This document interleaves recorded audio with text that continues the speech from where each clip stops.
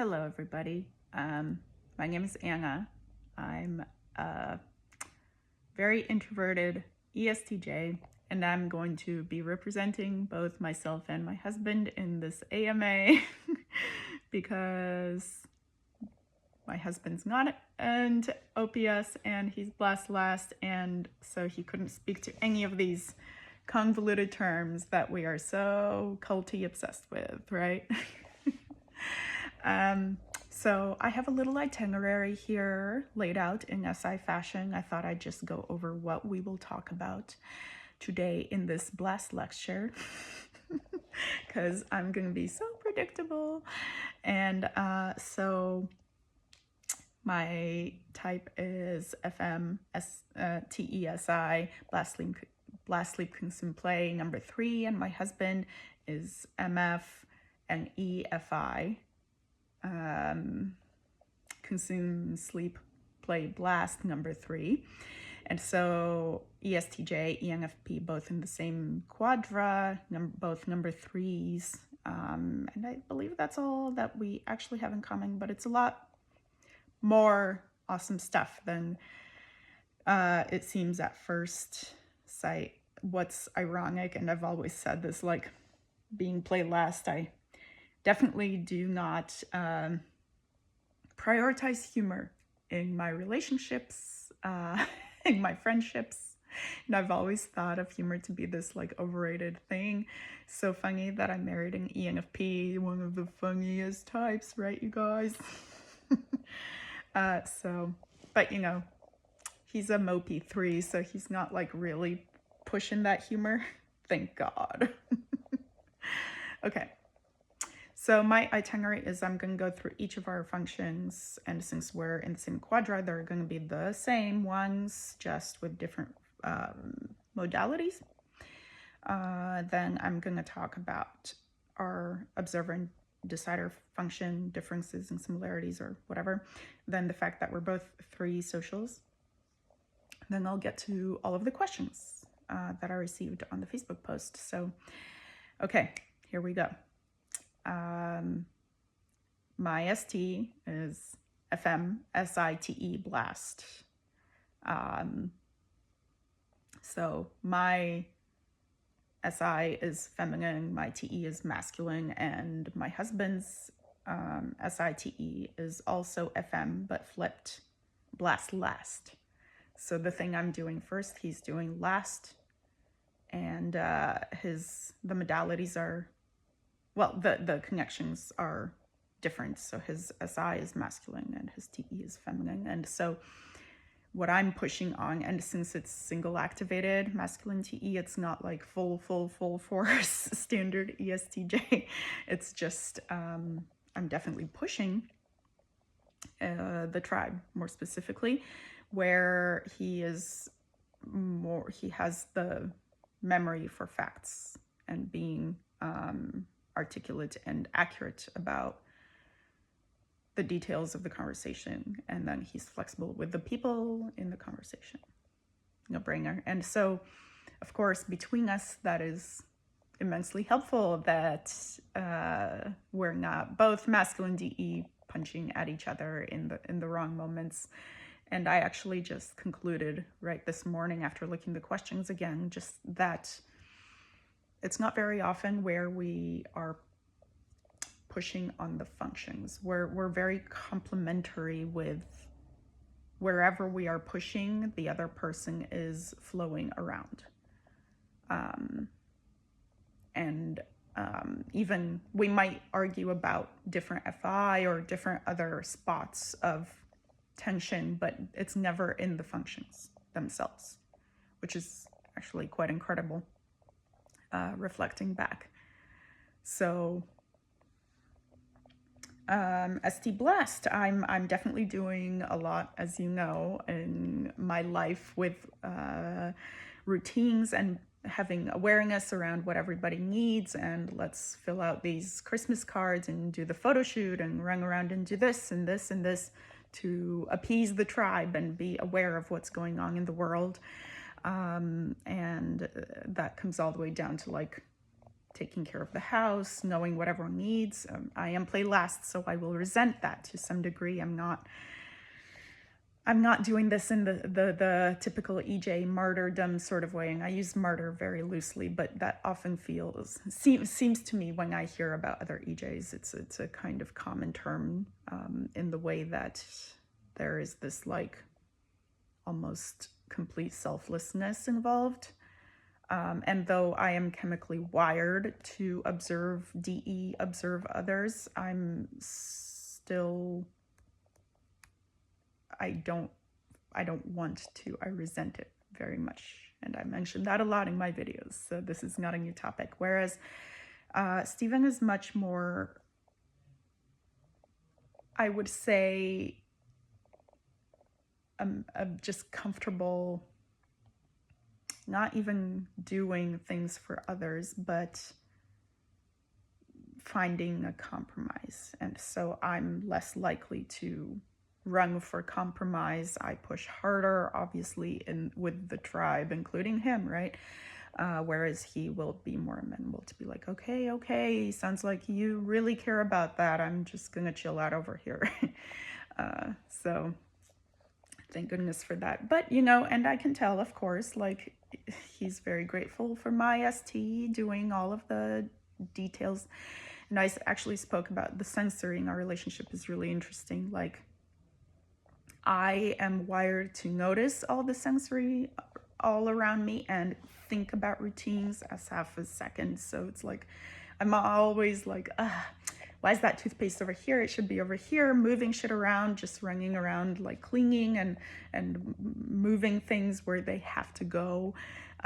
Even though that structure, I'm thinking about a lot, but it's definitely not,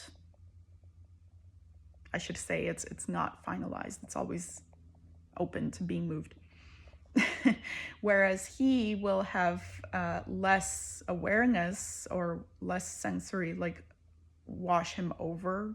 But when he's finally settled on a routine, it's very rigid, as with most masculine DI in sleep. Any of you, obviously, who have that will know. It's just like, I've solidified the sleep. I will commit until I die to this thing this way. And so that has been a challenge in some points of our relationship where I'm moving shit around and he's like, what the fuck? Why is that somewhere else now? And I'm like, well, I was bored. The couch can be moved to the other part of the room. Like, I'm sick of looking at it that way. Variety is a huge deal in my life. I need variety. I need my eyes to change my environment ever so often. And that's why it's tricky with like things like remodeling the house, because then you have to make a decision on aesthetic decisions, which feel good now, but 3 months later, I want to change it because feminine SF in general, double feminine SF. So, you know, when he's good with it, he will be good with it forever. So I try not to move around his things. It's been a learning curve to not touch his things.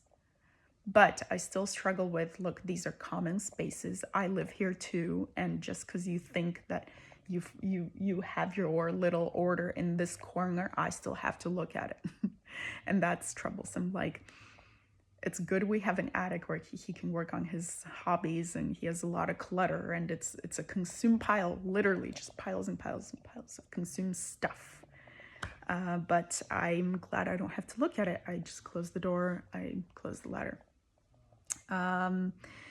So that's kind of my verging into SiFi.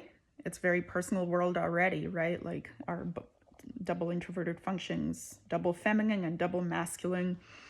But it's perhaps just fortunate that our FI aligns in aesthetics where it matters to me. So, but I'm still doing DE, and that's why I'm always like reaching out and being like, hey, what do you think of this color for this wall that we painted? Okay, like let's pick some samples. I'm always just throwing shit at the wall, quite literally. Get it, wall. I'm doing play. You like it, guys? I'm making a joke.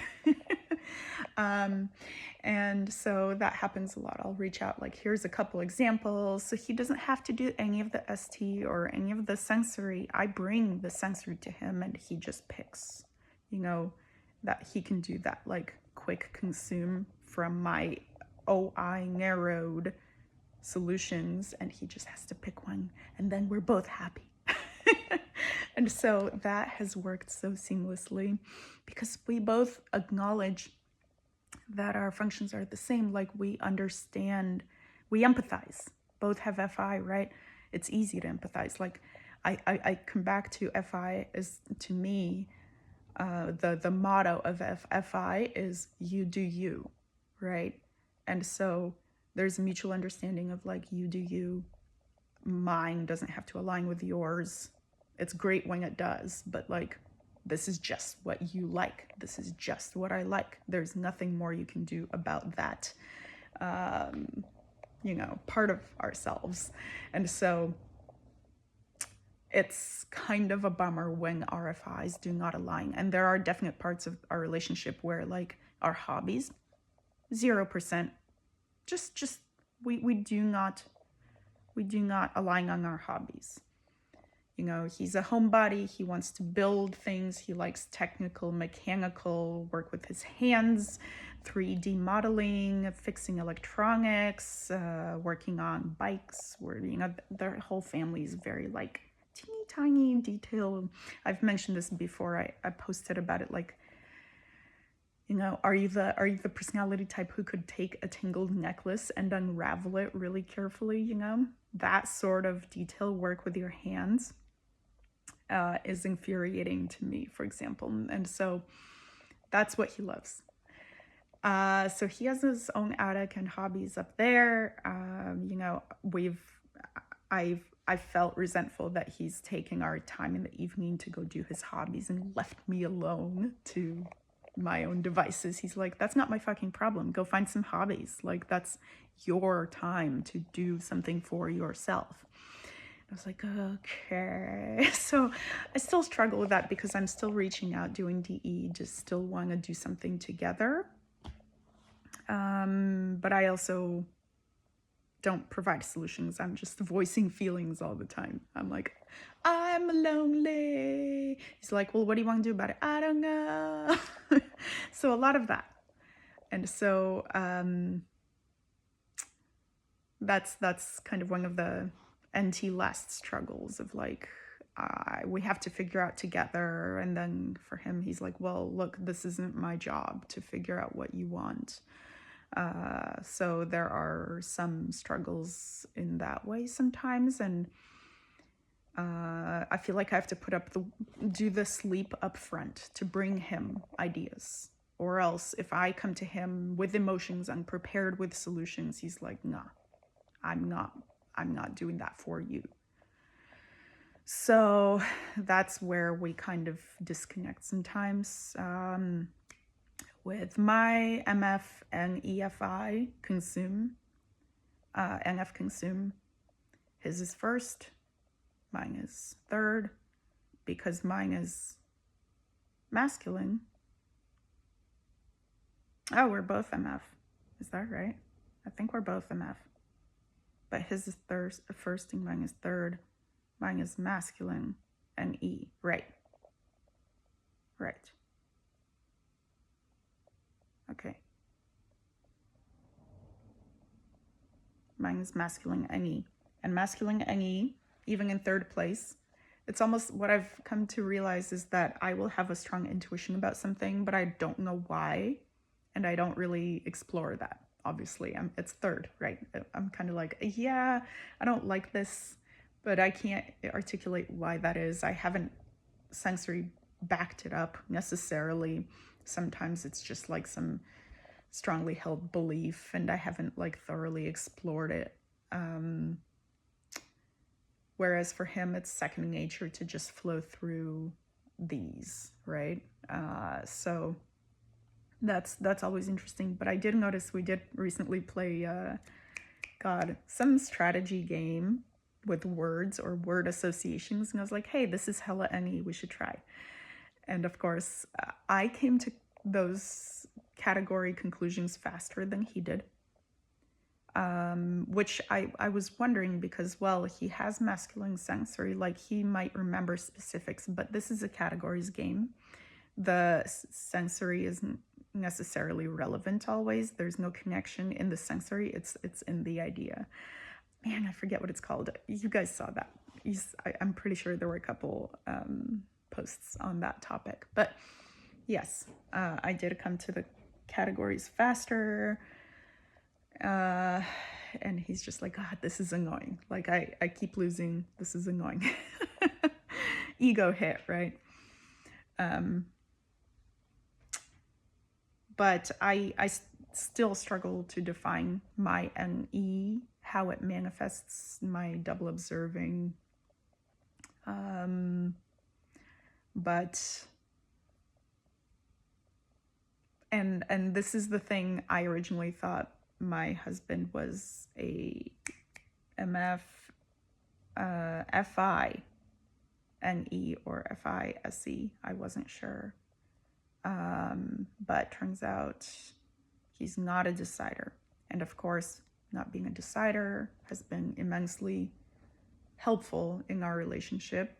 I'd imagine we would struggle a lot more in like bruised ego type of conversations than we do. And of course, I'm the one who's usually like, why are you attacking me? We had an interesting conversation even last night about how masculine TE, what that is. And I explained it, I think, in a way that hit him finally, of like, because to non-masculine DE, especially masculine DE at the top, the way that Dave and Shan have described it is like, you're crazy and it's visible because it's at the top, right? It's the first, we're all crazy, but like this one you see right away. Masculine TE is easy to see. And that's the easiest to jump to conclude that this person is a little off, or at least like upfront, right? And so, that being said, what was it? Something about like, I had an idea about how we should be feeding our daughter dinner, and I didn't want to give her any snacks after dinner. And I was like solid on that principle. Like, look, it's easier to teach a kid not to overeat or like, eat well during dinner to then not feel hungry before bed. And I was like, look, if you just cut that off and let her suffer a little bit and not let her eat after, she's gonna learn, like, I have to eat a full meal for dinner if I'm gonna, you can't have a snack later. He's like, well, why that? I mean, look, we eat snacks. And anyway, we went back and forth and all of this to try and figure that out. And I started being pretty jumpy, like it's not difficult, like this is not a complex idea, and you're being really annoying, like why are we dragging this out? The logic, the reasons are not complicated. I explained the reasons to you. Why can't you just internalize it? He kept pushing, and I was like, it came down to like, why are you pushing, and not even the topic we were talking about. He's like, why is it that you're pushed like that? Why do you go straight to anger? And the way that I described, now that I have his type, and now that I'm certain that he would resonate if I gave the metaphor, I said, look, if you're in a stream and you're a big heavy rock, your masculine FI is a heavy rock at the bottom of the stream, whatever flows by you is not going to affect you. You're going to be solid. You're going to sink to the bottom. You're going to be like, fine, I'm good. But look, my identity is weak. I don't know who I am or what I like. And since I'm desperately trying to create a tiny pebble of an idea of something that I think I value, because I'm not sure yet, like I can move about it tomorrow because it's feminine FI at the bottom, right? So it's a little pebble. And I created it. I decided that this is like a value I want to uphold, right? And you go and challenge it.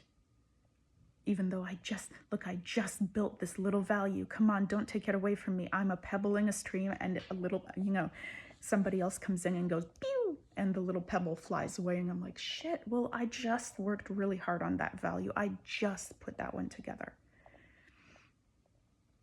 So that's what it feels like to have your identity taken away when it's so hard to build one at the bottom, right? Even though, the next day, happy to talk about it, happy to move that value. I'm not even I'm not even heavily attached to it, but because I was just working on it, I just started, and you flicked it away, it feels so hurtful, and like I can't hold on to anything. Somebody will just move it. So that's why masculine DE can feel compelled to just move someone else out of the way of their delicate identity. Especially if I haven't sleep processed that identity yet, like I have not went through that quite enough to be like, yeah, I don't care what you say, I'm gonna hold on to that, no problem. No, it was a new one, it was a fresh one, and it could be challenged. And if he's like, well, no, let's talk about it more, I'm like, no, we're done. I gave you the reasons. Now let's stop it, Jazz. You're being annoying. Now let's shut this topic down and do it my way, because I'm solidifying this value. So that's kind of how it often goes. And I hope next time that happens, it'll at least be easier to identify why. And I don't quite know the approach to appease that sensitive moment where I'm trying to figure that out still. Like, and respect that perspective without making me lash out. That's the golden spot. And that's my learning curve too, is like, stop myself from the emotion. I am not the emotion. I don't need to get psycho mode, which gets hot and heavy really fast. I burn really hot and then die down really fast. So that's kind of how it often goes. So that's kind of the breakdown of all of the functions. Masculine NT play. Well, that's also a little hard to see. Just I'm not sure. It's pretty aggressive though. I miss the vibe. Like, Playlast is definitely just not seeing when to shut up, especially with Blast at the top. Other playlists are like, well, okay, I'm just not considering the tribe's perspective as much and all that. But Blast will still be talking at someone, but not really reading cues for when to shut up. So probably this video might be a little long, even though I'm Blast concluding as I go. Okay, just imagine if I had consume at the top. FM versus MF, of course, I'm very visual. That's a big part of my life. That's my job. That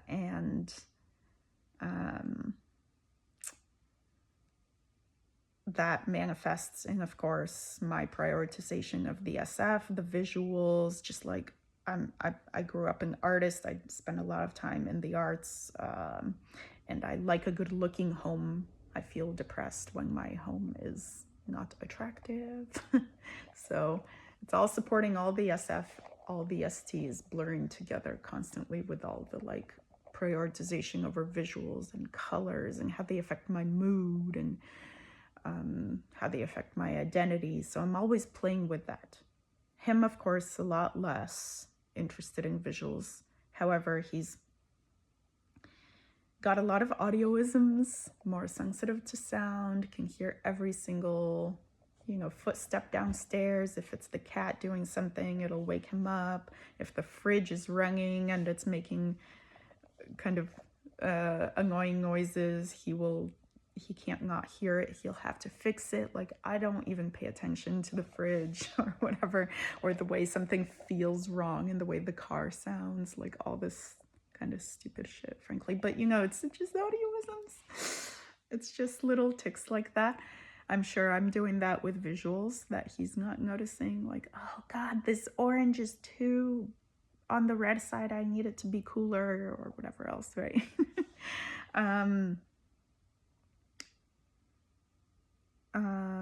And yeah, oh yes, the sensory piece is interesting because I'm doing all of that fluid sensory, but he's got the solid masculine SI. So for example, he'll notice when my socks are not matching or something like that. I'm not tracking matching socks, you know, like consistent, accurate sensory. I'm just putting on socks. At least I put on socks. You know, that's like, and in some ways I come off as a lot less put together in some ways because he's very streamlined. He's got the routines solid and the socks are always matching and the things are always kind of congruent all the time. I'm just kind of like a colorful rainbow shit show all day long trying to find my identity. He's just like, yeah, whatever. Like I wear the same 15 shirts all the time. But he's got consume at the top, so he will buy new shirts. It's just like they actually get worn to death, you know, very consistent. Yeah, so I went through all of those. Observer decider. Yeah, he has little observer freakouts, nothing crazy. Like he's gonna like freak out when his computer isn't cooperating, you know, you type something and the keyboard's not working, so he'll just like clack the keyboard really aggressively, like not even, he doesn't care if I'm there or not. He's not doing it for someone. He's just like frustrated with the objects. There's definitely some of that. Or like when something isn't closing properly, he'll like jam it, you know, forcefully, that whole masculine sensory piece. We're both threes, so that's one of the things that brings us together. There's a mutual respect and understanding of like, you know, let's sit down and get back to the work. And that was really important. I wasn't really paying attention to how we were or weren't having many friends, but it's true. We don't have many mutual friends at all. And the ones we do, we see once a year. And that's probably enough. I mean, my parents are here because we have a kid and they watch our daughter, but other than my parents, occasionally his siblings will visit or his parents might visit or give him a call on FaceTime. He calls his parents like once a month. That's enough for him. He has, you know, community online friends, again, centered around his hobbies. We know that one. That's a common one. Yeah, I have friends in OPS. Yeah, friends, right? Because that's our mutual interest. Or around my like genealogy hobby or my design hobby, I'm friends with people at work. Yeah, because we have a mutual thing to get around. Like 2s and 4s, they don't need the work to be the reason for friendships. That's why I struggle in like these loosely like forced friend situations, like my daughter's school. Gotta maintain some sort of connections with other parents, but I don't know what they do for a living. And I bet you if one of them said that they're like a designer, I'd be like, okay, now we can start being friends. So that's good. And so we have this work side by side mentality. I like to call it like parallel FI, you know. We don't intersect ever with our hobbies, but we just like to sit down together and work together, separately but together. And that's how it was for a while, for a long time before we had a kid, right? Because the kid forces you to, you know, get out more and do more and all that. But like when you're, you know, we're both sleepover play. We're both gonna be like, okay, let's hone in our sleep. He does that with consume, I do it with blast, but like, and each FI is different. So That's why I think parallel is such a good word there. Great. So that's the end of part 1, because then I'll be answering questions in part 2.